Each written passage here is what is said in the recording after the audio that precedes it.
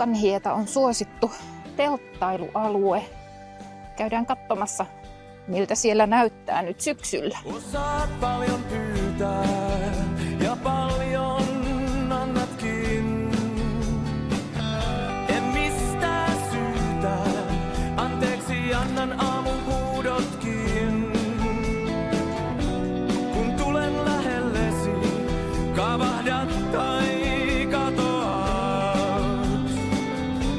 Kun olen yksinäni, tulet luo ja lohdutat. Lämpösi tässä sylissä, kaukana kaikki.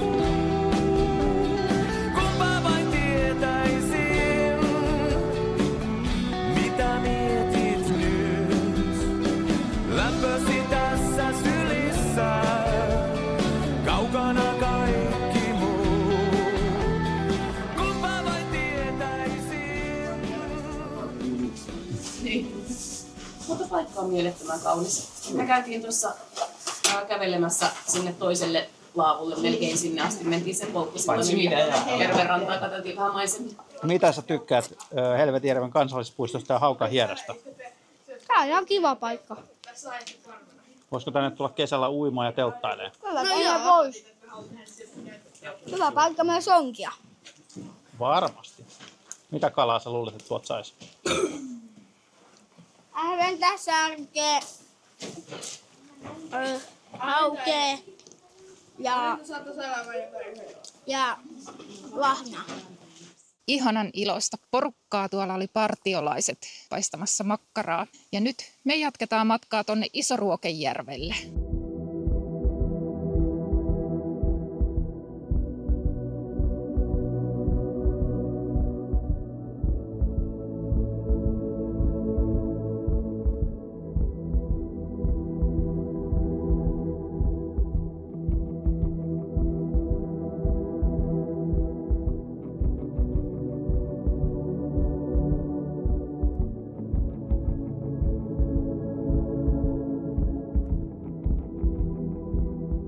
Aika paljon elämää tarttuu tämmöiseen lahopuuhun. Kattokaapa. Kaikkea elämäähän me ei edes nähdä eikä ymmärretä, mitä täällä on.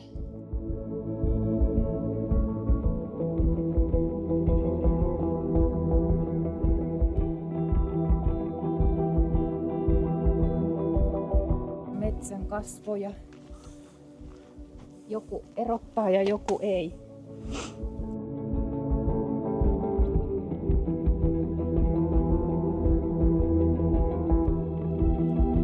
Täällä on kaadettu koivu. Majava on kaatanut.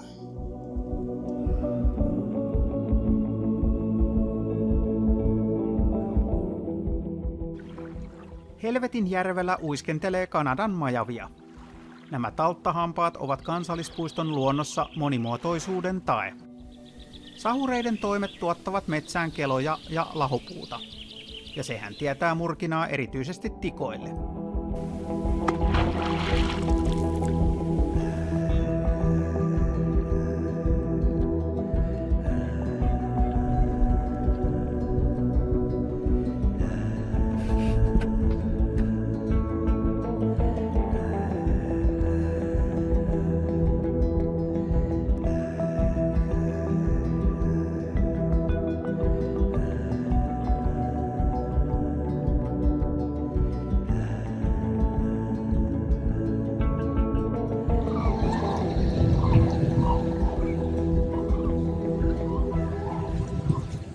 Kuulitko kurjet?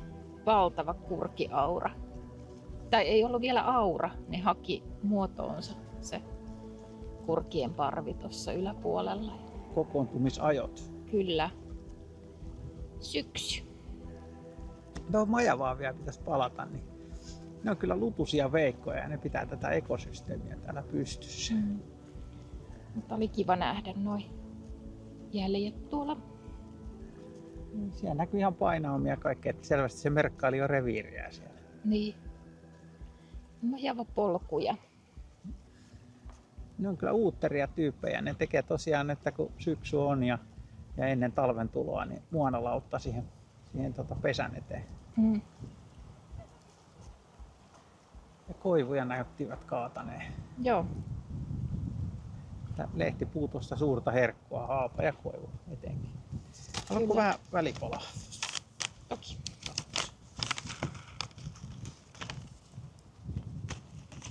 On aika hidasta tämä meidän eteneminen, mutta niin paljon nähtävää.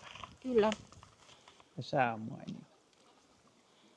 Ja useinhan se on silleen, että kannattaa vähän hiljentääkin tahtia, että ei paahda eteenpäin täysiä.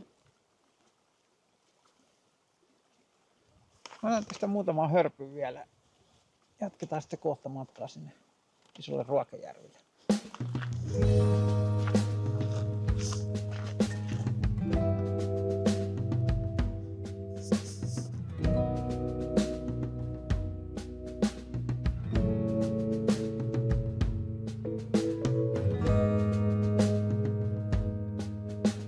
Täältä löytyi suppiksia. Suppilovahveroita, mutta nyt meillä ei ole aikaa kerätä.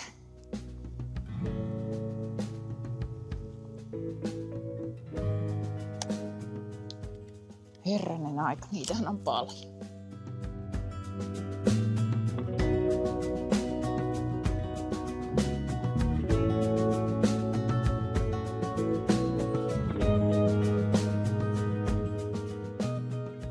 Polku on ollut aika helppokulkusta muuten, mutta täällä on paikkapaikoin kalliota näkyvissä.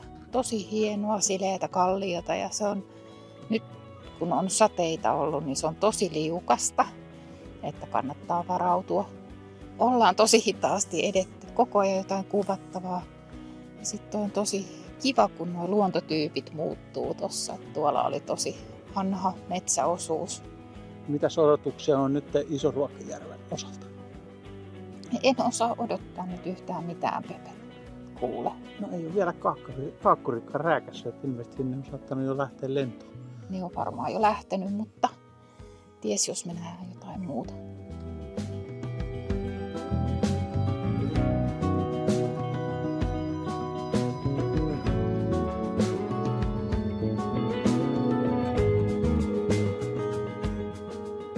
Nyt ollaan löydetty tänne Iso-Ruokajärven laiturille. Aurinko lämmittää täällä ja sudenkorennot pörisee. Tuossa näkyy jopa majavan jälkeen, että olisiko tämä joku kauttakulkulutakko? Todennäköisesti, koska täällä ei ihan hirmuisesti ole ruokaa majavalle. Tämä on aika havupuuvoittosta aluetta. Tässä kenttäkerroksessa näkee, että siellä on syystyöt valloillaan, että on paljon muutakin kuin muurahaista, että vaikka minkä näköistä kulkijaa. Kyllä. Mites nyt jatketaan? Aika täynnä toi taukopaikka retkeilijöitä, niin jos me lähdetäänkin paluumatkalle. Lähdetään paluumatkalle ja katsotaan miltä polku näyttää toisesta suunnasta. Joo, tehdään näin.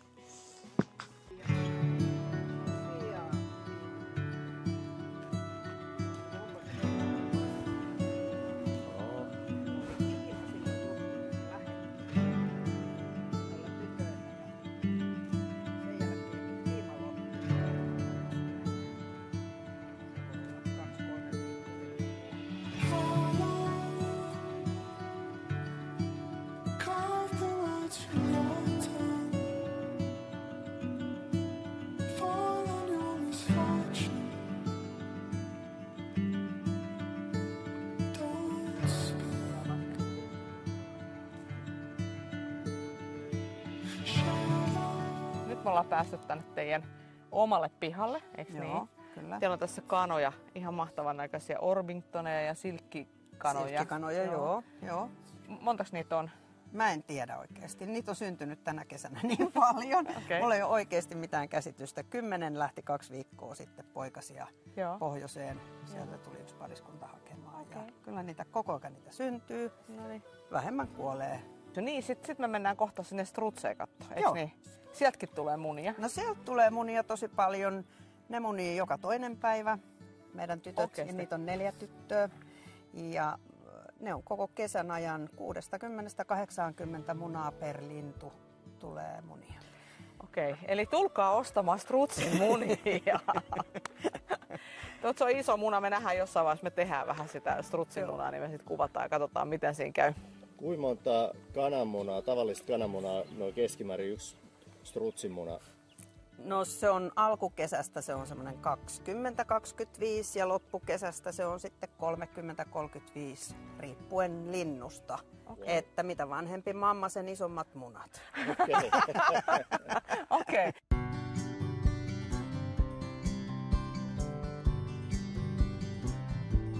Mä tulin tänne vähän katselemaan, kun meillä on niin upeat raaka-aineet.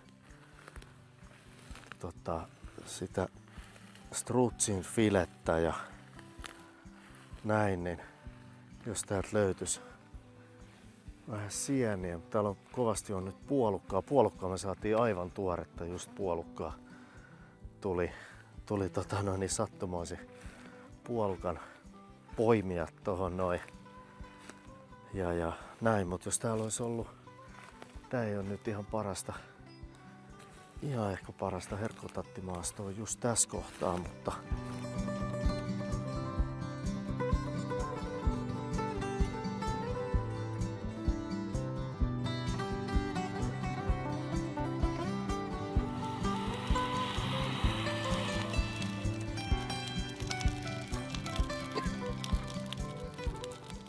kansallispuistot tutuksi keittiössä, eräkeittiö, eli tässä on sitten mulla aika napakan tuntunen herkkutatti. Otetaan siitä jalka pois. Mulla on täällä eräveitsi. Vähän on tää vihreä tää pillistö tässä, niin ja siellä on vähän kaveriakin, niin, niin otetaan, mä otan tästä nää pillistöt pois, niitä me ei käytetä tällä kertaa. Tää saa mennä pieneksi murenaksi. Nämä me paistetaan tuossa paistinpannulla öljyssä ja voissa. Tästä kun laittaa nämä maustetut öljytyt porkkanat ja perunat tohon noin, niin saadaan kunnon ilotulitus varmaan. Niin, Pepe. Meillä on huomenna tiukka patikointipäivä Helvetinjärvellä. Mitäs huomenna tapahtuu? Mitäs sulla on meikäläisten varalle? No nythän meidän täytyy lähteä etsiä niitä salaisia kansioita ja me ollaan saatu vähän vinkkiä tuossa jo näistä paikallisista tarinoista, niin mennään ehdottomasti katsoa ainakin Helvetin kolua, mikä on tämmöinen hieno kallioleikkaus ja sen läpi pääsee mahdollisesti kulkemaan, ellei sitä ole suljettu. Mennään katsomaan tilanne, mikä on siellä, niin ainakin nähdään se ja se on todella upea ja hieno kohde. Joo. Sitten havainnoidaan tuossa matkalla, mitä kaikkea siellä on, että kasveja tai muuta hyödyllistä, niin mä tuossa jo vähän pongailin etukäteen, että mitä siellä mahdollisesti olisi, niin mä teen teille pienen tietovisan. Kyllä. Ja tässä kohtaa nyt on idea, niin ei ihan hirveän kuumalla olisi tarkoitus näistä sienistä nyt niin haihduttaa nesteitä pois ja sitten jossain kohtaa me lyödään sinne vähän voita mukaan. Ja nyt Pepe, meillä on täällä sienisipulipaistos mukavasti paistunut ja niin me tehdään semmonen temppu, että me laitetaan pikkasen calvadosia. Calvadossa tulee Ranskasta, Normandiasta ja se on omenoista puristettua mehua, joka on sitten tislattu alkoholista. Tämä on 38%. Tästähän voisi sitten liekittääkin esimerkiksi. Tällä kertaa me ei liekitetä, vaan me otetaan sinne ihan näin muuten makua ja tuommoista vähän hedelmäistä makua tuohon kastikkeeseen ja me kiehautetaan sitä, niin siitä kiehuu toi alkoholi pois ja sitten sinne jää vaan toi calvadosin upea maku. Kuulostaa herkulliselta, vaikka ollaan täällä luonnon keskellä. Niin kyllä, ja sitten me laitetaan tänne perään kasvis, tämmönen buljonki. Se me tehdään täällä. Nyt ei ole itse keitettyä kasvislientä, mutta nämä on ihan hyvin nämä nykyään kaupassa saatavat. Tämmöistä kannattaa näissä retkiolosuhteissa muutenkin ehkä käyttää tämmöisiä valmisteita tai mitkä vähän helpottaa tätä tekemistä. Niin näin, ja nyt me voidaan se siirtää tänne keskemmälle. Ja siellä se saa nyt vähän tekeytyä ja sitten me lisätään sinne kermaa. Ja Ai kun näyttää hyvältä. Tolla kun kutittelee sit strutsin pihviä. Niin kyllä. Tässä on grillattua pihviä ja savustettua kokkia.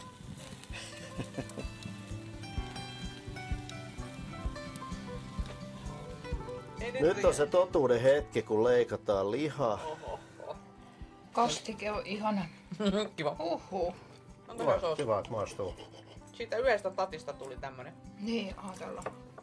Herkkutatti Calvadosta ja kasvisliemikuutio ja kermaa. Voita. Ja rakkautta. Mutta onhan tää lihakin nyt hyvää. Tässä strutsi.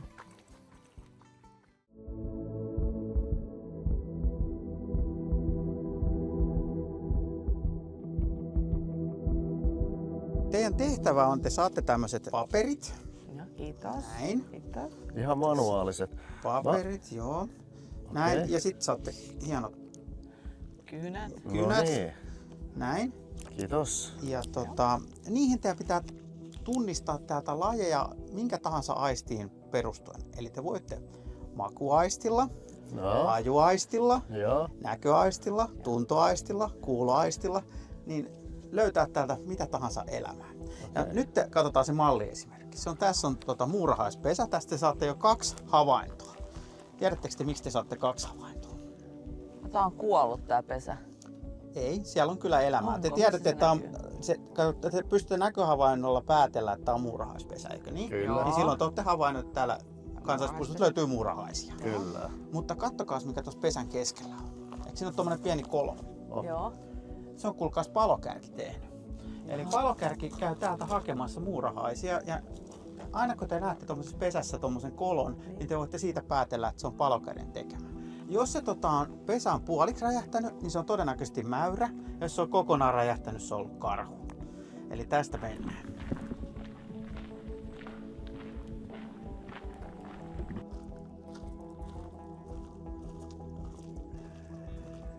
Pepe tulee niin yllättymään, kuinka paljon me löydetään täältä kaiken näköistä ja havainnoida. Toikin, tästä tulee ylläri. Kiva kuvata sen ilme, kun se on sillä hoomoilla sanoo, oho.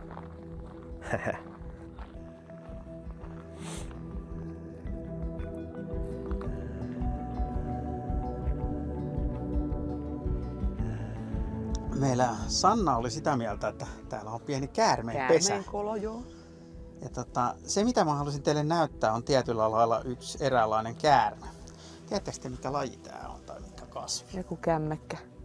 En tiedä. En mä tiedä, se on joko nyt sitten käärmeenlilia. No jotakin siinä menee, mutta mites kun mihin ei saa tai mihin ei tartuta? Mikä täällä maassa menee? Joku kärhö. Minkä varsi ei pitäisi tarttua? En minä tiedä. Lillukavarsi. Lillukka. Tää on lillukka, tässä on lillukavarsi. Kato, näetkö se menee tuohon? Ai tää on lillukka. Joo. No hei, kyllä sitä tässäkin edes vielä oppii. Ja mä veikkaan, että tällä reissulla oppii aika paljonkin uutta.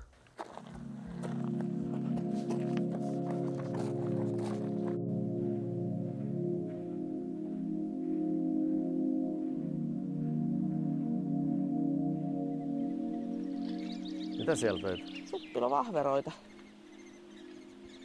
Loistavaa. Nehän on aina silleen, että ne on samassa kohtaa on sitten useampaa lisää, että polkastaas paikka kuntoon.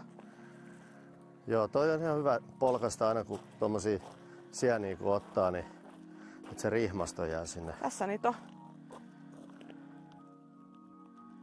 Pieniä suppiksi. Näitä jos löytyy lisää, niin sitten. Niin Rallo, te olette kovia sienestää. No kovia, mutta tykätään sienestää. Siis silloin aina kun aikaa riittää, niin se on kyllä kivaa hommaa. Täällä se meidän matkanjohtaja punoo uusia juttuja. Tässä nyt vähän näet, kun tikka on hakannut tuohon. On vähän niin kuin tikanpaja. Mutta miksi se on hakannut, niin se näkyy tässä puussa. Katoppas näitä jälkiä. Katsotaan. Joo. Mennyt kaiken näköistä pientä mönkiä täällä näin, niin näitä se sieltä hakkaa ja saa murkina. Joo.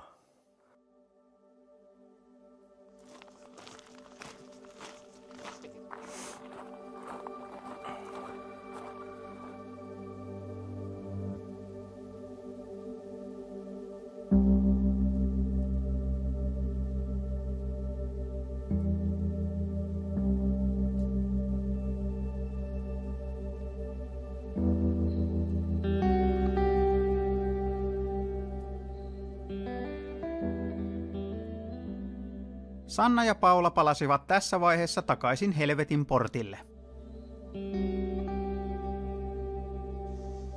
Mites Rallu, tiedätkö tämä vanha sanonta, että se mikä menee ylös, niin sen täytyy tulla alas? Ai niin päin.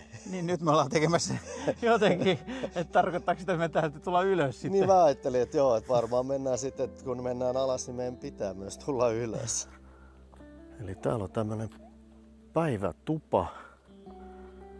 Ja Pepe ohjeisti just tässä, että täällä ei saa niinku yöpyä, mutta täällä saa tehdä tulet ja viettää aikaa.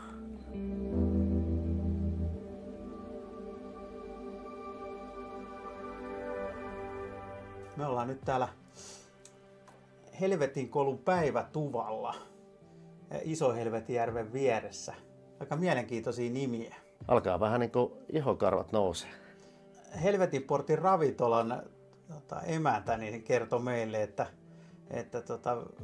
1600-luvusta eteenpäin heidän suvun tietämyksessä nämä tarinat on ollut sitä, että täällä on aikamoinen rähinä ollut päällä. Tämähän on vanha viinareitistö, joka menee. Tässä on niin kuin Pirkitan polkua. Tampereelta asti tultu tänne sitten rähisemään vai? Niin, ilojuomaa tuotu ja tehty. Ja täällä on ilmeisesti sattumuksia ollut ja kaiken näköistä, että täällä huhutaan, että täällä monta sielua vaeltaa täällä, kun täällä on ihmisiä jopa tippunut tuolta kallion päältä. Sieltä oli kyllä mahtavat näkymät. Oli kyllä upeat näkymät. Tää on niinku kauniin näköinen tää koko niinku tää järvi, tässä tämmönen pitkänmallinen. Tää on innoittanut ihan taiteilijoita. Et Akseli Kallela on ollut täällä Luis Parren kanssa maalausretkillä, että he on ihan pyörinyt tässä. Ja Oskar Merikannonkin tiedetään säveltäneen, kun on tullut tämmönen taiteilijan inspiraatio näissä maisemissa. Mutta täällä se virallinen tarina tästä Helvetijärvestä, että miten tää on saanut nimensä, niin täällä on ollut paikallinen isäntä, joka on noidan tämmöisestä merrasta tai rysästä pöllinyt hauen. Okei. Niin sitten tää noita on suuttunut ja täällä on sitten ruvennut tapahtuu erinäköisiä tapahtumia, mitkä on johtanut näihin tragedioihin. Pepe, nyt se on totuuden hetki. Nyt tästä lähtee nämä rappuset ja aletaanko laskea monta Anne? Lasketaan, mutta se me tiedetään myös, että nyt ollaan ylämäessä. Niin kuin elämässä yleensä. Siitä lähtee.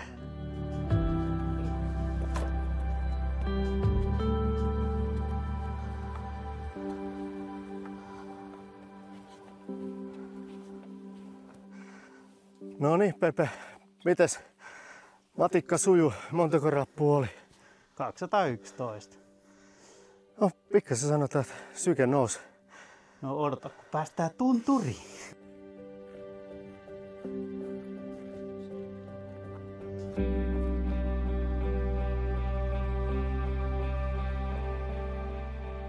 No. Me selvittiin Helvetistä. Kyllä. Ja Helvetin kolulta Helvetijärven kansallispuistosta tänne takaisin Helvetin portille. Tätä sanoo kyllä kaikille karavaanareille, että täällä on matkaparkki, mutta täällä on myös noin sähkötolpalliset paikat ja on vessaa ja suihkua ja täällähän on myös saa mökkiä vuokrata ja on jurttasaunaa. On kaiken näköistä. Joo, siis palvelu on niin tosi hyvin täällä. Mennäänpä niihin tuloksiin sitten, että mitäs te oikein koitte ja näitte siellä. Täällä on varma voitto, koska siis Rallulla ei ole enää paperia, niin se on automaattisesti hävinnyt. Saako tuomari nyt sanoa sitten? Tuomari kertoo, kumpi voitti. Niin, tämä oli aistivarainen kilpailu ja tässä niin kuin näkyy nyt se, että te olitte nimenomaan keskittynyt myös muuhun, että te kuuntelitte, te näitte, ehkä jopa vähän haistoitte, kun se oli jotain ja näin edespäin, niin se on sitä tärkeää, että osaa vähän pysähtyä tuolla luonnossa. Niin kyllä mä nyt tässä sanon teille, että olette molemmat suorititte tehtävän ja se on se tärkein. High five. Siistiä, Kiitoksia. uusia odotellessa. Joo, ruvetaanhan syömään ja me lähdetään tästä sitten jatkamaan tuonne Tiilikkajärven kansallispuistoon, että sitä tulee sitten seuraavalla viikolla. No niin. Ei muuta kuin heippa vaan Moikka. kaikille. Moikka.